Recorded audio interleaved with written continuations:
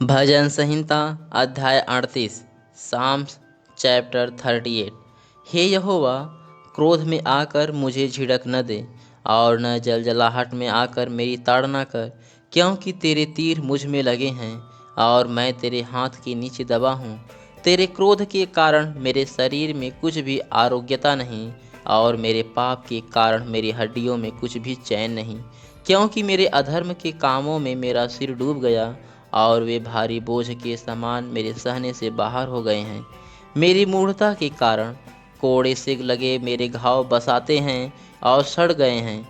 मैं बहुत दुखी हूँ और झुक गया हूँ। दिन भर मैं शोक का पहरावा पहने हुए चलता फिरता हूँ, क्योंकि मेरी कमर में जलन है और मेरे शरीर में आरोग्यता नहीं। मैं निर्बल और बहुत ही चूर हो गया हूँ। मैं अपने मन की घबराहट से कराहता हूँ। हे प्रभु, मेरी सारी अभिलाषा तेरे सम्मुख है और मेरा कराहना तुझसे छिपा नहीं। मेरा हृदय धड़कता है, मेरा बल घटता जाता है और मेरी आँखों की ज्योति भी मुझसे जाती रही। मेरे मित्र और मेरे संगी मेरी विपत्ति में अलग हो गए और मेरे कुटुंबी भी दूर जा खड़े हुए। मेरे प्राण के ग्राहक मेरे लिए जाल बिछाते हैं और मेरी हानि का यत्न करने वाले दुष्टता की बातें बोलते और दिन भर छल की युक्ति सोचते हैं।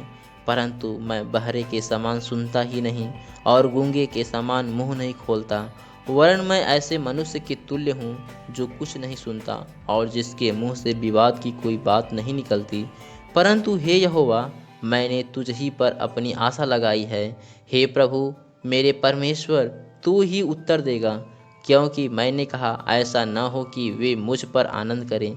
जब मेरा पाँव फिसल जाता है तब वे मुझ पर अपनी बड़ाई मारते हैं, क्योंकि मैं तो अब गिरने ही पर हूँ और मेरा शोक निरंतर मेरे सामने है। इसलिए कि मैं तो अपने अधर्म को प्रकट करूँगा और अपने पाप के कारण खेदित रहूँगा। परंतु मेरे शत्रु फुर्तीले और सामर्थी हैं और मेरे बैरी बहुत हो गए हैं। जो भलाई के बदले में बुराई करते हैं, वे भी भलाई के पीछे चलने के कारण मेरा विरोध करते हैं। हे यहोवा, मुझे छोड़ न दे। हे मेरे परमेश्वर, मुझसे दूर न हो। हे यहोवा, हे मेरे उद्धारकर्ता, मेरी सहायता के लिए फुर्ती कर। आमीन।